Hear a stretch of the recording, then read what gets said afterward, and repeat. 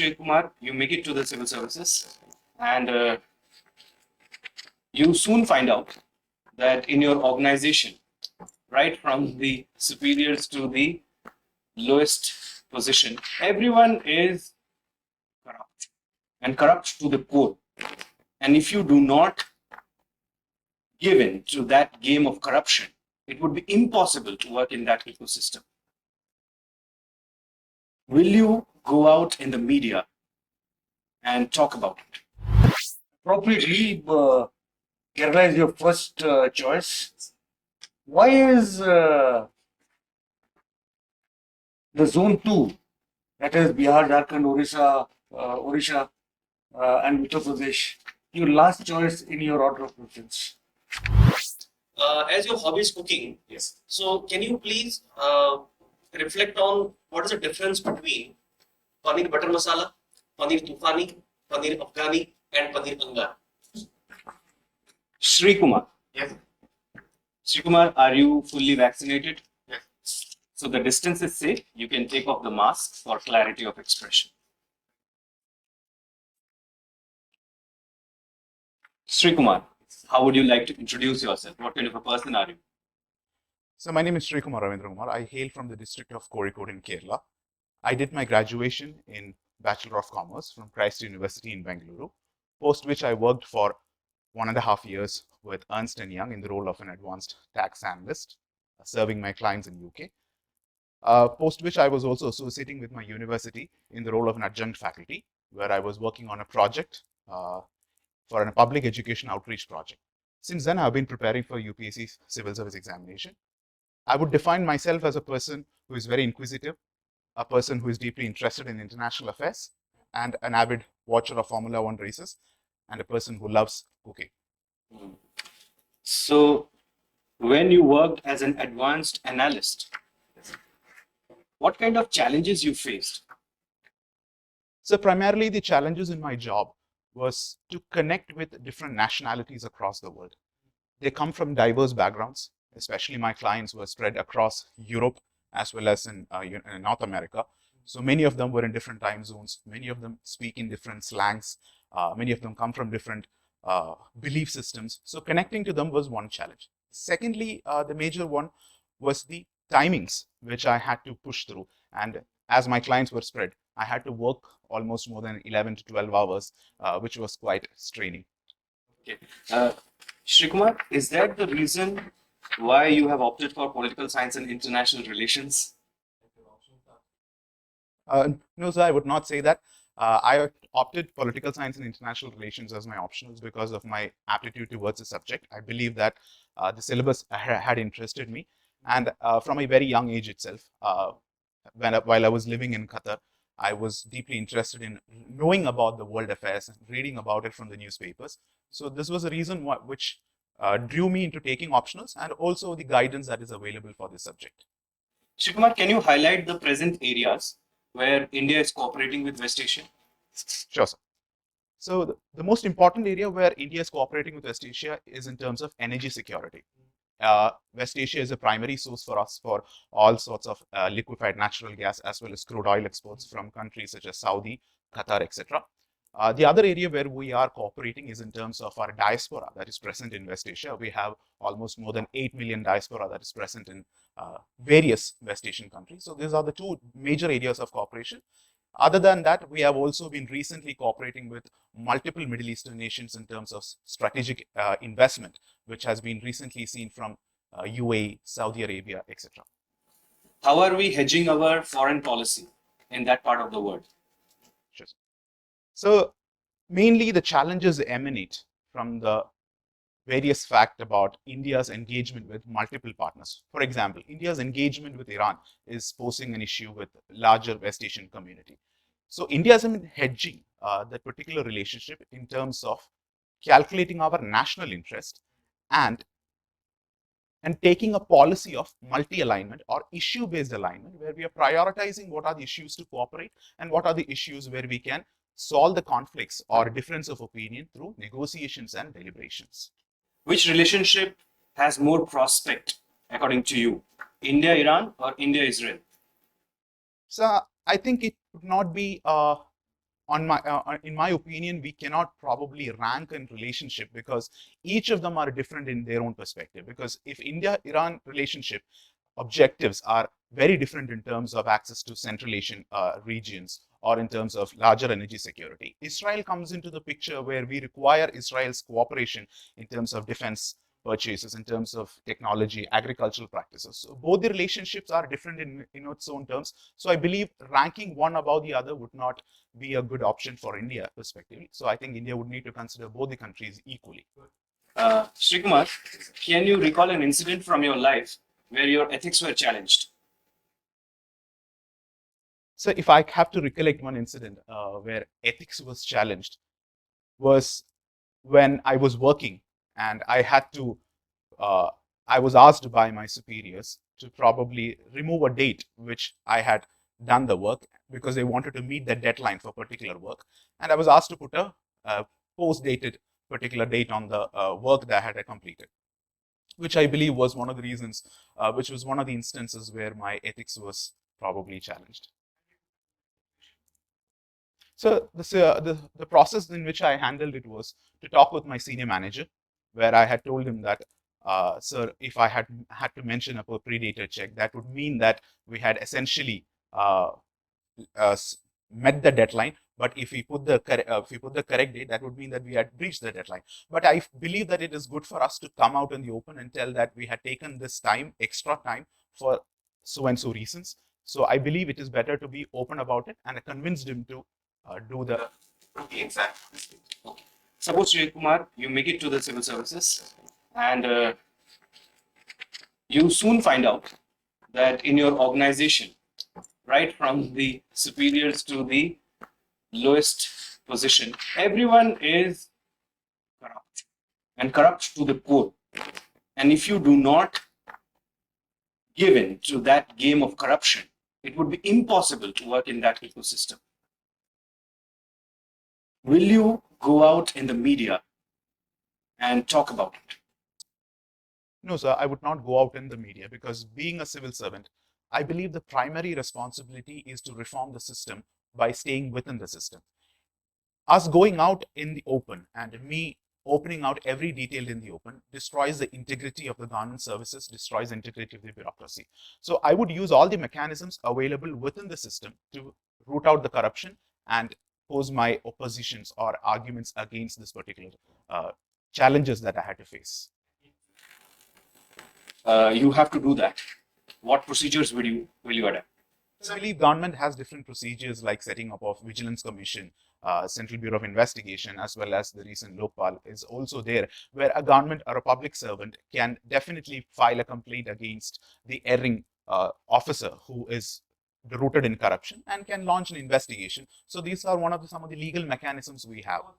Filing all such applications and exhausting all such institutional methodologies, yet the corruption continues. What will you do then? So I believe the crusade against corruption is a long-term process. So I believe one of the instances of failure should not give you a feeling of dejection and pull you backwards. I believe that we have to, or I have to go forward continuously and fight against corruption in all possible methods that I could. So I believe it is a long-term process. Play the role of a whistleblower. So depending on the situation where I have to, where there is a huge threat against my particular life or personal life, I believe that there are legal systems within India which allows me to probably give an anonymous complaint against the servant which have been erring in a very grievous manner. So I believe staying within the system, we could possibly take all the measures. But I hope, Sree Kumar, you are aware about the Whistleblowers Protection Act, right? So it's a legal tool now, and you can be a whistleblower. Suppose you choose to be one. What platform will you use? No, sir. Reaching out to the media is never an option. So I believe we can write a letter to the Central Vigilance Commission stating the problem that we had been facing, giving all the required documents, and also by looping in the senior authorities which are responsible for hearing out these complaints and move through the proper channels that is existing within the government. Apart from the Central Vigilance Commission, copies of that letter should be sent to whom? Sorry, sir, I'm not able to recollect at this point of time, sir. Thank you, Sree. Sir. Sree Kumar, Yes. you said you are a very inquisitive person in business. One instance, or say rather, I would say one achievement that you feel that this nature of yours has helped you to achieve. Sure, sir. So it was during my time in Bangalore, where I had met a woman who was begging on the streets in a presumably well-dressed fashion. So everyone was passing by, while it created a curiosity inside me about why was a person who was also speaking in English and very well dressed begging on the streets. On my conversation with her and out of my curiosity, she opened up to me about the fact that her eldest son, who was an astrophysicist, had driven away her from her own house by her own children. And this helped me to utilize my connections in the social media to bring out this particular incident and give her necessary rehabilitation and bring necessary attention to this grievous issue of children driving away their parents from home. And what was the end of that end result of this particular act of yours? So this incident, when it came out in the social media and our college circles, it became a point of discussion. And I believe that where she had been rehabilitated in a very well functioning old age home, her own children, who was not the son who drove her away, her own daughter came the way, after 2-3 months and took her back into the house, which was I believe a very good measure for in her life. Good. Sree Kumar, what is the meaning of the name Sree Kumar? And why do you use the word name Sree Kumar? Yes, sir. So firstly, Sree means prosperity, and Kumar means the youthfulness and the radiance that you portray. So Sree Kumar refers to a youth who is always coming or who holds a great deal of prosperity. And Ravindra Kumar is my father's name, which explains the second part. Okay. Your date of birth is 2nd of July. Now, do you have any idea as to what is this day celebrated worldwide as? Sorry, sir, I'm not able to recollect at this point. Let me give you a hint. It's got something to do with extraterrestrial objects. Okay. Sorry, sir, still not able to connect that. It's called as the World UFO Day. Okay. I was a little surprised to see this is your second attempt at civil services. You have made a mention that 2019 was your first attempt and 2020. This is your second attempt? This is your third attempt. Okay. You said two. Not retrieve my DAF 1 for this particular year. So the DAF 1 which I had presented in Eden is for my second attempt, which was the data is similar. So as I could not retrieve it, that's the reason. Yes, sir. Sorry. Okay. What interested me in your DAF was the fact that you are very fond of Formula One racing. Tell me, what does the term formula in Formula One refer to? What is called Formula One? So I must admit that I do not know the exact reason as to why it is called formula. However, if I may take an educated guess, it has got to do with the engine and the progression that a driver comes from karting to the Formula One. So it just refers to the topmost tier of the racing in terms of speed and in terms of engine specifications is what I could take an educated guess. Though I must admit that I do not know what exactly formula means.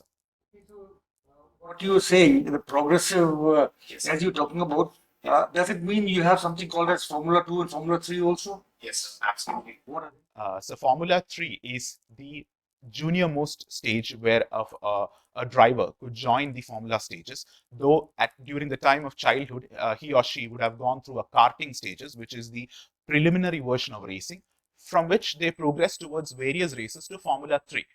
From there on, after gaining certain license points, they move on to Formula 2, and then they move on to the highest level, which is a Formula 1. Is there any other form of Formula racing also apart from F1, F2, F3?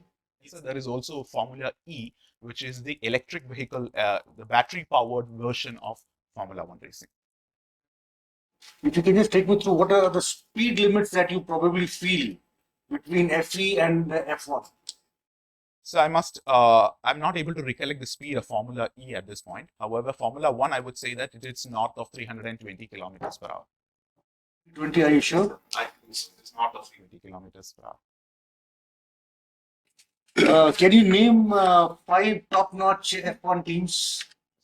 So currently, the leaders are the Ferrari F1 team, and the second followed by Red Bull Racing, and the third is the AMG Petronas Mercedes-Benz, and the fourth one would be McLaren Racing, and the fifth one would be Aston Martin. There's a term which is very often used, pit. What is the meaning of the word pit in Formula One racing?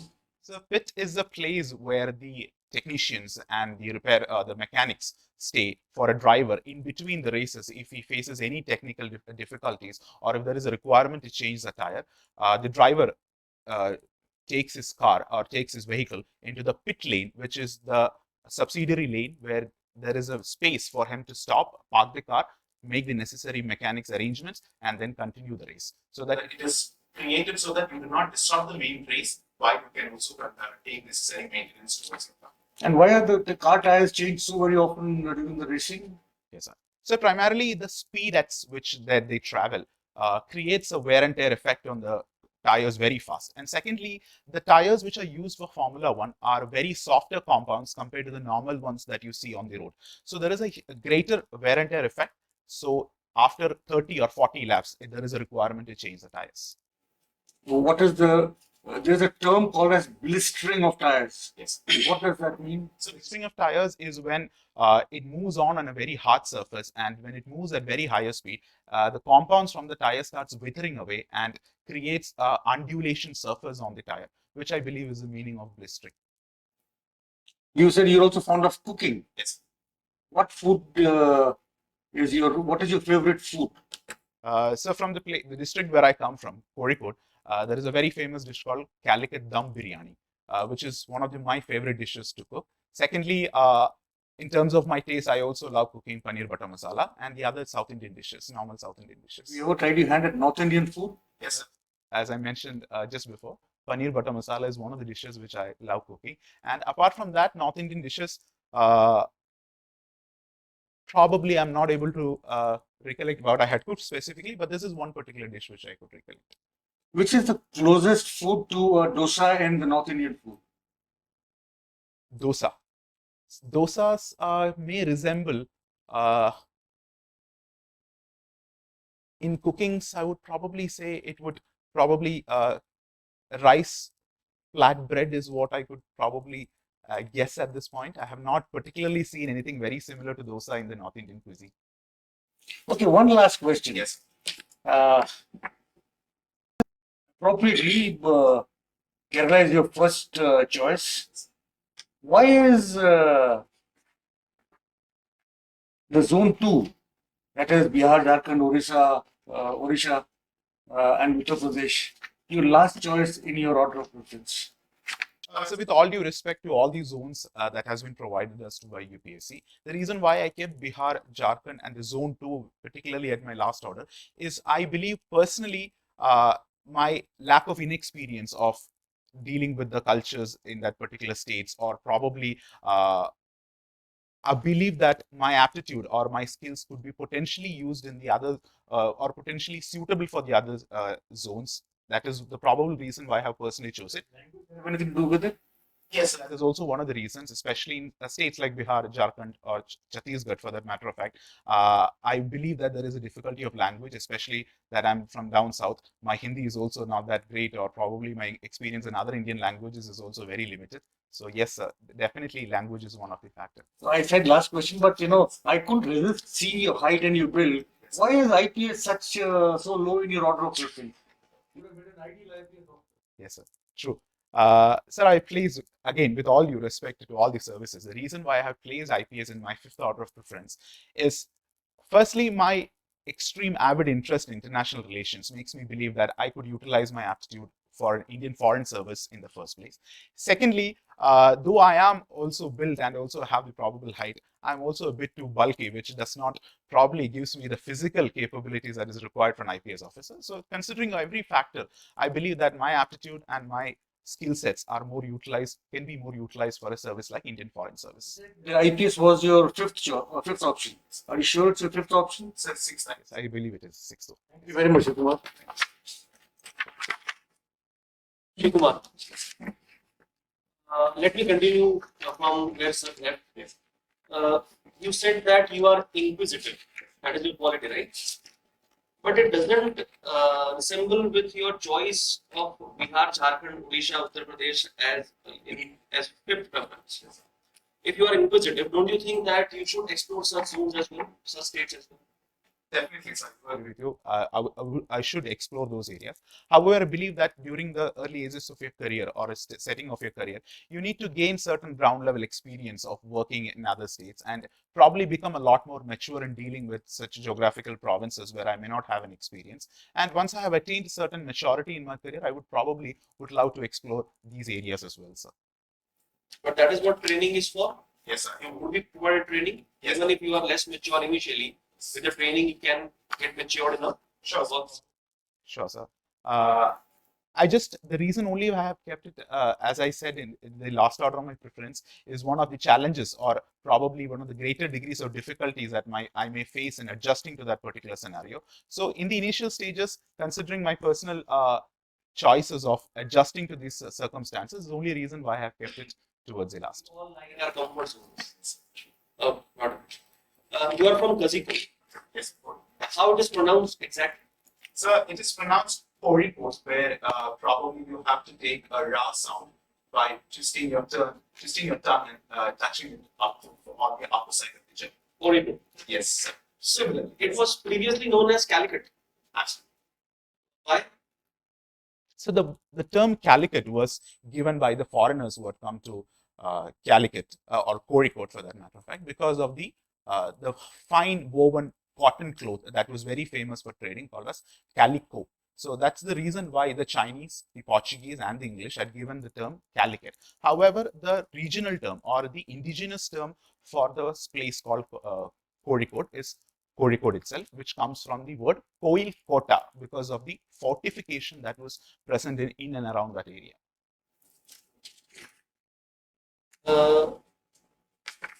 Which city in India is known as City of Sculpture?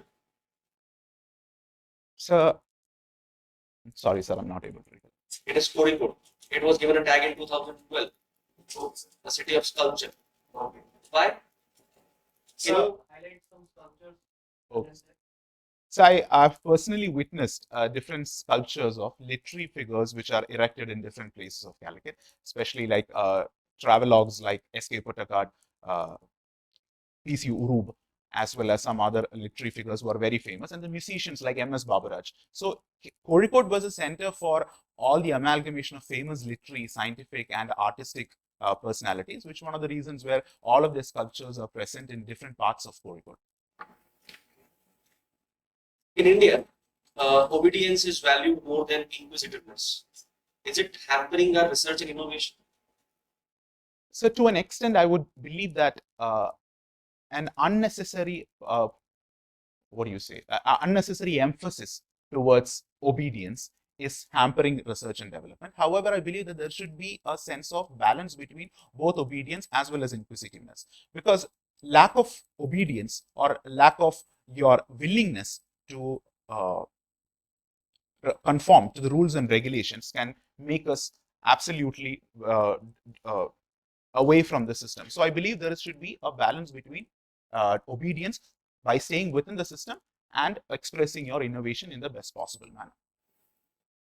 Do you believe that it is high time we make Hindi as our national language because it is required for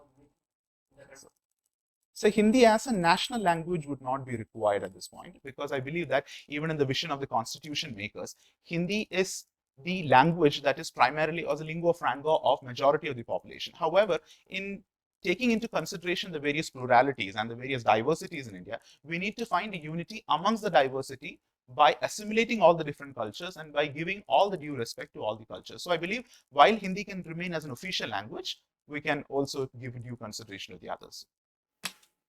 Do you have in your mind any example of a particular country which has so much diversity of languages, what India has, and still it has remained to maintain its unity?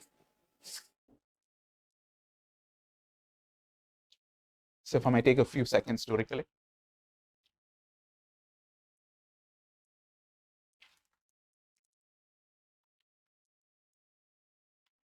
Sorry, sir, I'm not able to recollect at this point, sir. PSIR is your optional, right? Recently, Maritime Rescue Coordination Center was established. Do you know where?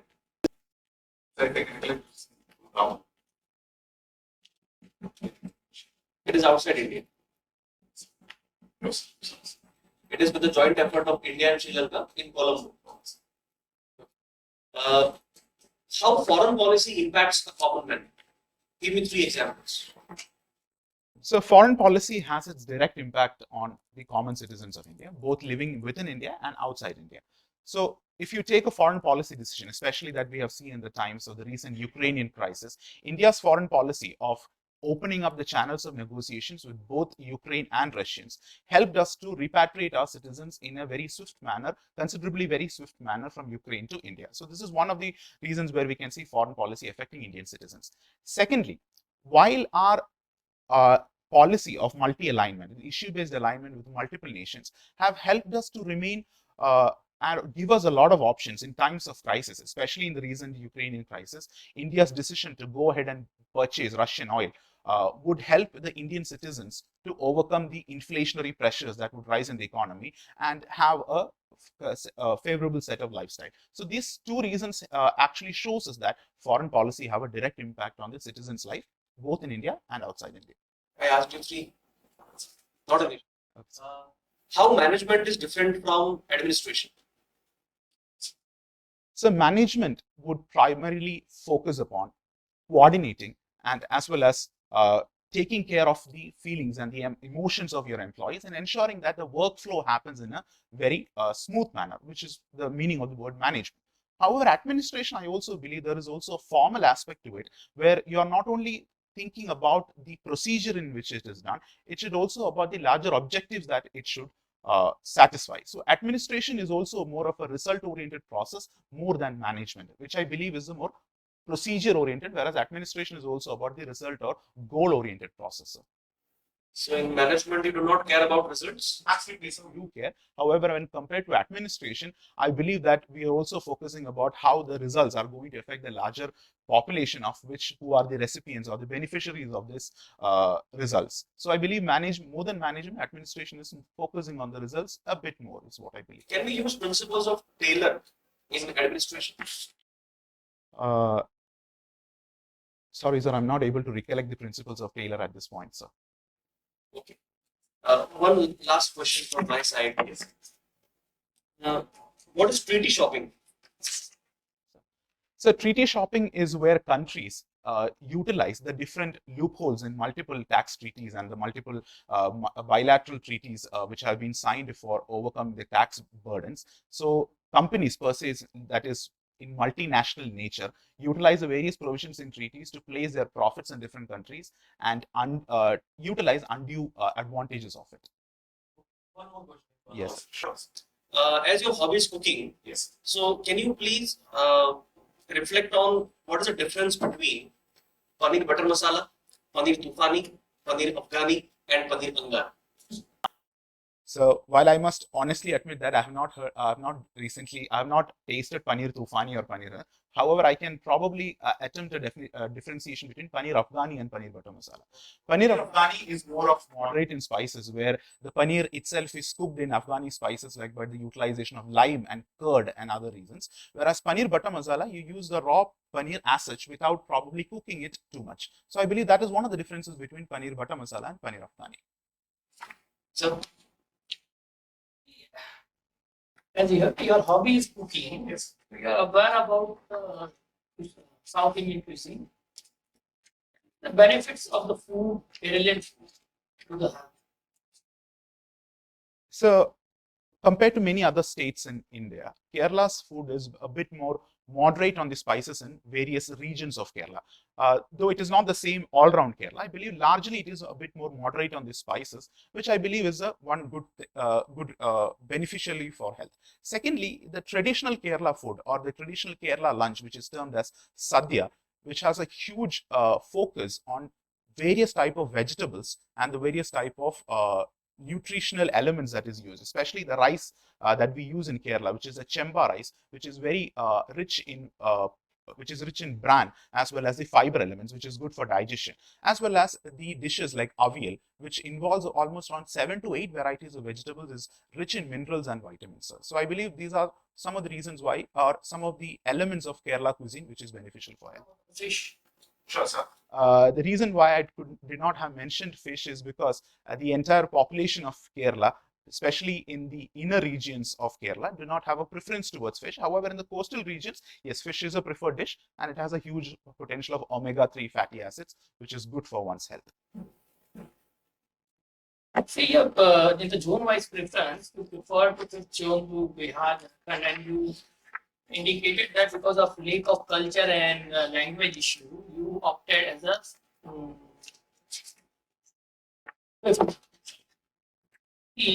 however, Indian Foreign Service is the first choice. If you are posted in Iran, the language, what is the official language in Iran? Yes, sir. Which Persian? Absolutely not, sir. Okay, so obviously there is a language problem, and there is a culture problem. How will you manage? Yes. If you could not manage within your country, how could you manage abroad? Sir, this is where I believe My experience of living in Qatar would help me, because I did my 13 years of schooling and my fair share of my life in a Middle Eastern state, where I have come across different cultures, and also the experience of sharing a particular space with different nationalities have given me an insight into how to create a conversation or how to bridge the gap of diplomacy within different nationalities. So I believe that experience will come in handy, and especially the language training after being posted in such countries would also help me to overcome the language barriers. So. Difference among the other countries, but it is difficult for you to manage within your country, right? No, sir, that this is probably not the message that I would wanted to come forward. It's only the very fact that the 13 years of schooling abroad, which I had spent, gives me which gives me an idea about talking with different nationalities apart from India.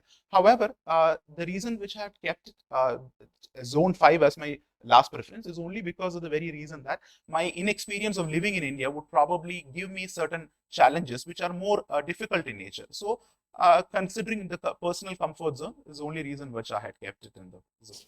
So will you get all personal comfort zone in Indian Foreign Service? no, sir. But I believe that I'm open for those challenges at this point of time and overcome in the process of training as well as in the due progression of time. I believe I can overcome that, sir. Do you know India is a non-permanent member at UN? Yes. So India, since the inception of United Nations, has been a non-permanent member of United Nations Security Council. Non-permanent member, United Security Council. For how many years? So since 1945, October 24th. So that would be around more than 72 years, sir. What is the animal? Which animal is used in our logo for our UN non-permanent membership at present? So I must admit that I'm not aware of it, sir. Have you listened Mann Ki Baat? Not so recently, sir, but I have listened one or two, sir.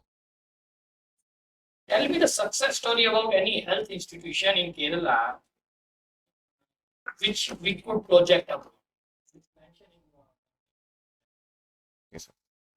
So I must admit that I'm not sure of the specific health institution that was referred to by the Honorable Prime Minister. However, if you may allow, I can also suggest another example which I have in my mind to project abroad, if I may. Yes. All right. So these are the health systems in the Chavaka district of Thrissur in Kerala was one of the best examples that could be projected in the worldwide stage. However, because the community health center was in a depleting or in a deteriorating situation for a very, very long time. However, with the active involvement of civil society and with the active involvement of government entities, with the philanthropic efforts from various foundations, helped to overcome the log jams or the bottlenecks that the community health center was facing. And now it is higher in standards than many other private diagnostic centers or the private health centers in the Chavakar district. So I believe this is one of the examples where we can cite the active effort of civil society, local governance systems to overcome any challenges that one may face in a district. What about the Ayurvedic institution in Kerala? Do you know? Very well known Ayurvedic institution in Kerala. So I believe one of the most famous institutions in Kerala is a Kottakkal Aryavaidya, which is situated in the district of Malappuram in Kerala, which is an Ayurvedic institution that has more than 70, 80 years of existence. What is today's date? Today's date is the 2nd of April, 2022.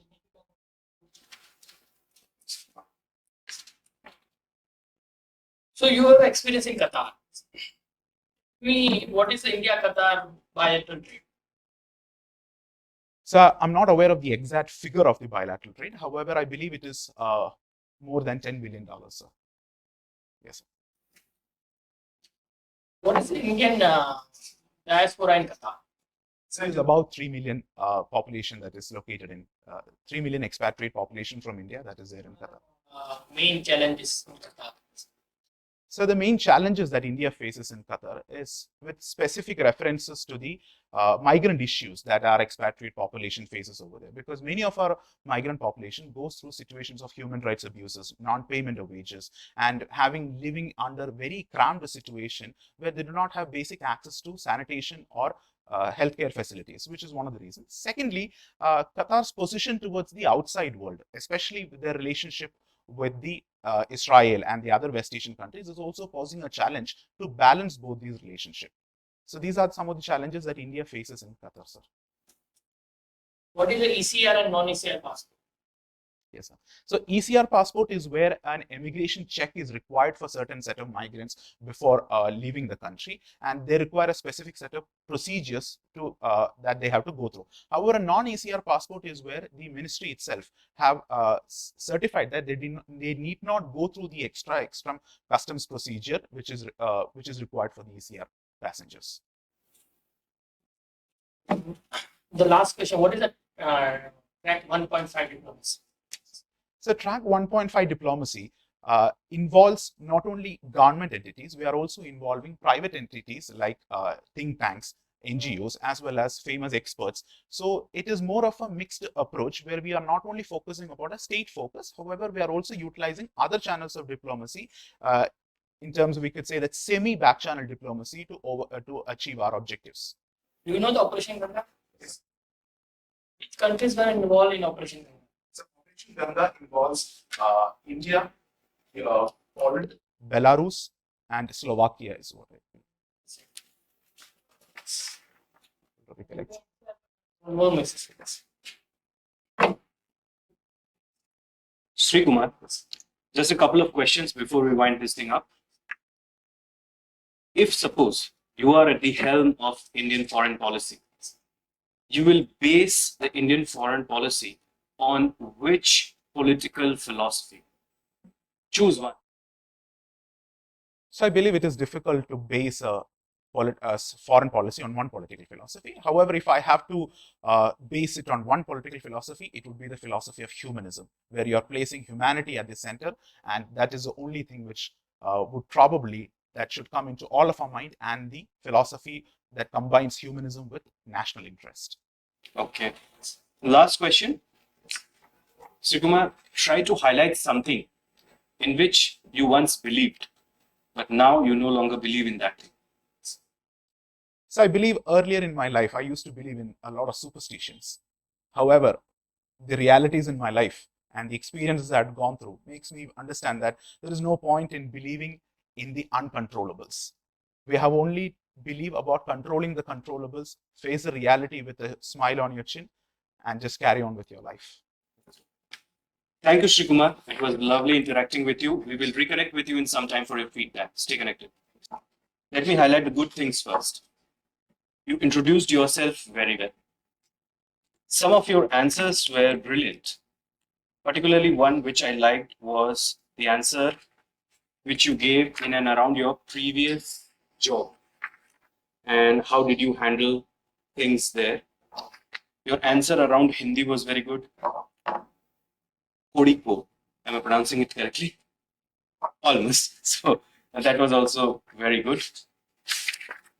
Your answers around political science were decent and impressive. But this is a critical analysis. And hence, Sri Kumar, let us talk on those areas, dear, where there is enough room for improvement. Because the ultimate aim of having this exercise is to assist you so that you can make it into the final list. First, when you enter the room, never ever say, "May I sit?" This shows that you cannot wait for orders. This is not a test of your knowledge, this is a test of your personality, right? How much is your alertness? How much is your patience? How balanced are you in your thought process? How well you can communicate? What is your intellectual depth? Do you have balance of opinions? This is what is being tested here and not anything else. So never do that. In the real interview, you will not be allowed to wear the watch. So get rid of it so that you practice the way in which you will be going into.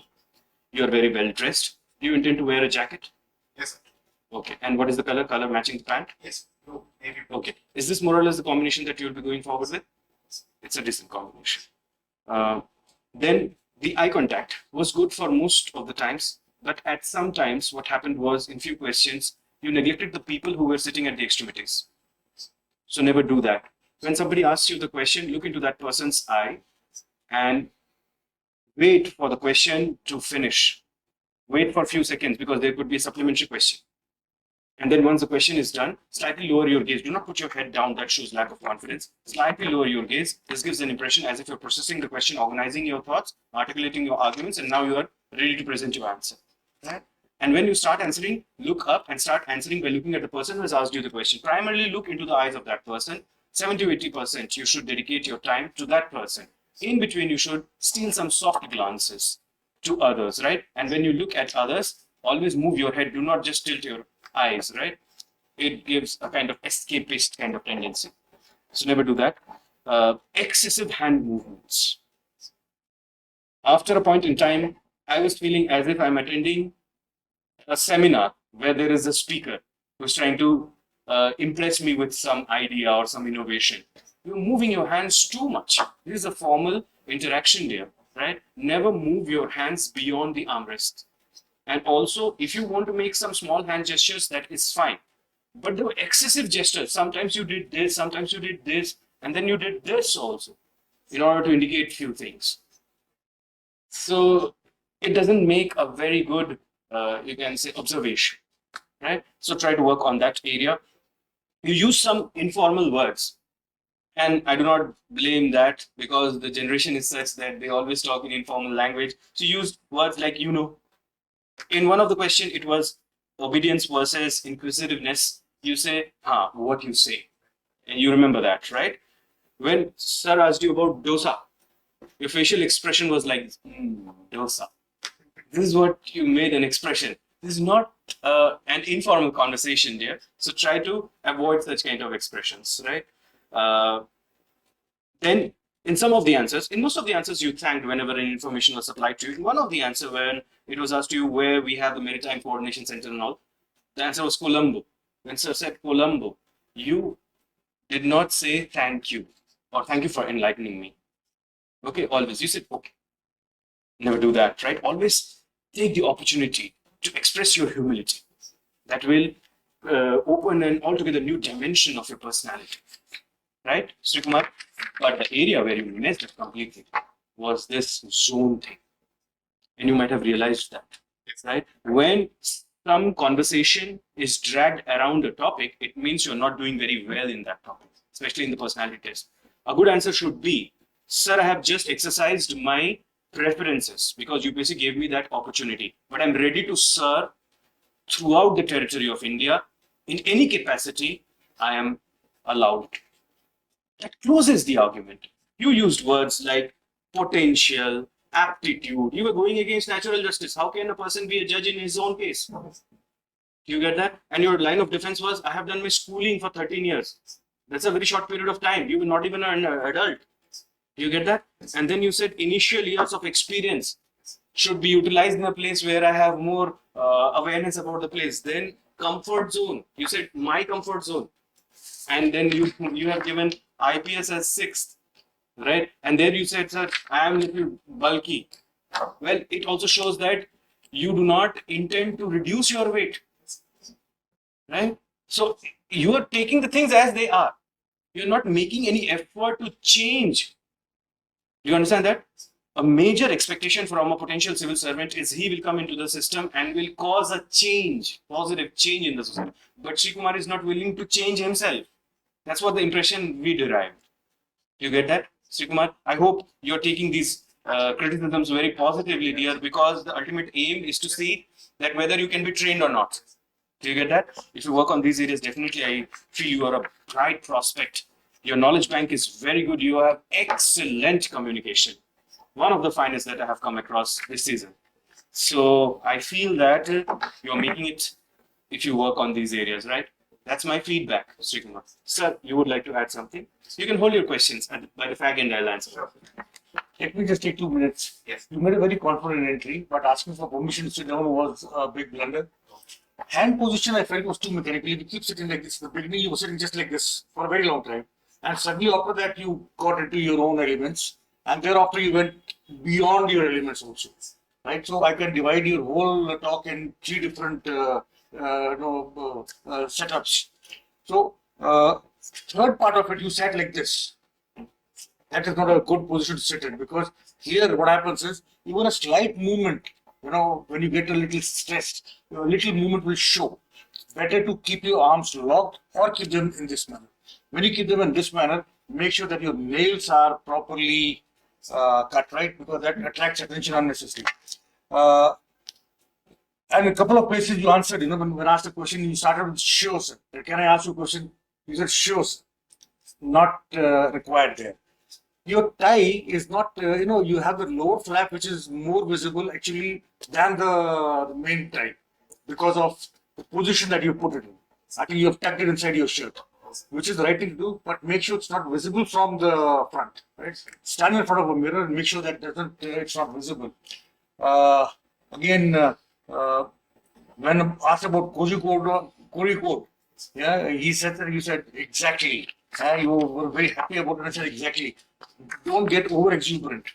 Then, and when something was told to you, once you said okay, I think twice you said okay, and in one instance you said thanks. Take the opportunity of thanking the panelists whenever you get the opportunity. It makes gives a much better impression about yourself. When you said once you asked for permission to think, in that period of thinking, your head was moving all around like this. At that time, you are thinking, you're not dancing. Right? So keep your head stable, lower your gaze a little bit, think and then answer. So your head should not be moving at that. Oh, okay, yeah, that.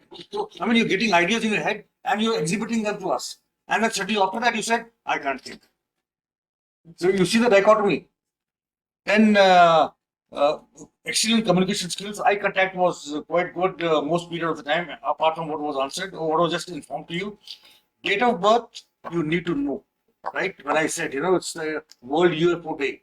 Learn something about what this day is special about.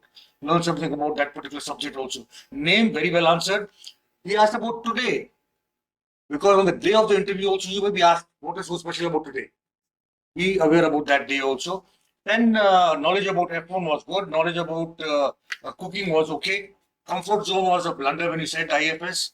And I felt that was superstition that you want to get over, you've gotten over, was a good answer. Overall, let me tell you, these small things, if you keep them in mind, you can expect your marks to skyrocket. Right? You are a very good candidate. With these few inputs, if you get them over, you will go into the top notch. All the very best. Sree Kumar, the positive points are already highlighted, so I'll directly jump to the points to improve. There was too much head movement at multiple places, like too much head movement. So it also shows some form of overconfidence on your part. Okay, your communication skills are very good, but you were at multiple places. I felt that you were overshowing it. Don't do that. Okay. At one place you say what you say, that you have already admitted. And yes, at multiple answers you started like, I must admit, I must admit, I must admit. This shows that you are in the position of authority. Okay, be humble, little bit. There were long answers at multiple places. When I asked you regarding some three foreign policy impacts on a common man, there were long answers, and you stopped at two. Okay, you forgot that I asked you about some three impacts. Linkages between Taylor management, administration, you didn't know that. And as you have graduated in commerce, you have worked also, and you are planning to go in administration. So there has to be some good amount of knowledge regarding management and administration and linkage between them. That answer, what was the difference between management and administration, that also needs more refinement. It was too simplistic. Okay. And the biggest blunder was, as I lived in a foreign country, I am way better suited for Indian foreign services. So work on that part. Otherwise, you have wonderful prospects this year. See, when I asked about the leadership of India, Stepped outside of the room, I knew that I made a blunder there because I interpreted the question in an absolutely opposite manner. I know Sir had asked me about the non-permanent membership. I thought about since when India has been a non-member of United Nations Security Council. So I asked, it's because recently India was holding the position of non-permanent membership in United Nations Security Council. up to 2021. 21, 22, up to December 22, we are Yes. the member. Okay, and we have Peacock in the see, we are dealing with the international relation as one of your subject, and you are opted. You have opted IF as the first choice. You must know about this thing. And see, another thing is that I asked about Operation. It's a recent one, in the March 2021. Most familiar about all the aspects. It's very much highlighted. And I have asked simple question. Name the countries. If there is a list of 20 countries, it is expected that okay, you cannot recall all the names. 4-5 countries you can easily recall. Your communication skill is very good. But some things, just like I asked about the importance of your cooking in the health, you only focus about the vegetarian aspect and you neglected the non-vegetarian food, citing the reason that the Eastern people mostly prefer this fish. But my objective was not why government of India has the policy in the national aid program. Sunday ho ya Monday root and purpose is use your cooking knowledge in the administrative aspect to improve the health of India. We are not discussing, in the just like friends. You are coming here to showcase your cooking knowledge, which can be used, utilized, okay, to promote the health among the people. Just like we are using junk food, it doesn't mean that it's a healthy food. You understand? So otherwise, everything is good, but you don't know about significance of today's date is the World Autism Day. Okay, it's a blue color you wear. It's color. This things. You don't know. You have not heard about Sree Ayurveda institution in Kerala. See, the former Prime Minister of Kenya's daughter is stated very well in the Monkey Bar Prime Minister mentioned. She had a optic nerve atrophy and I said it was improved during the treatment. So otherwise, please improve about this some of the main aspects. Okay, and the sir lightly mentioned that if you would like to avoid the hand movement, please block it. It would be very beneficial. Sree Kumar, anything specific you would like to ask? No, sir. I think all of your respective members have actually pointed out everything, those minute elements which I had wanted to look into. So yes, sir, that's all from my side. Sree Kumar, you are very young. and your DAF is very strong. Your personality is very vibrant, and you look a sharp person. So that's why I think if you work on these areas, if you take this feedback in a positive spirit, definitely you are in. I have a strong hunch you're in, and you're getting your preferred service. Okay. As far as this interview was concerned, the board has awarded you 175 to 180. In between that range, right? If you want to be more precise, 177.5. But if you work on these areas, definitely 20 mark improvement. 200 plus, and you are in the IFS. Thank you, Sree Kumar. Thank you.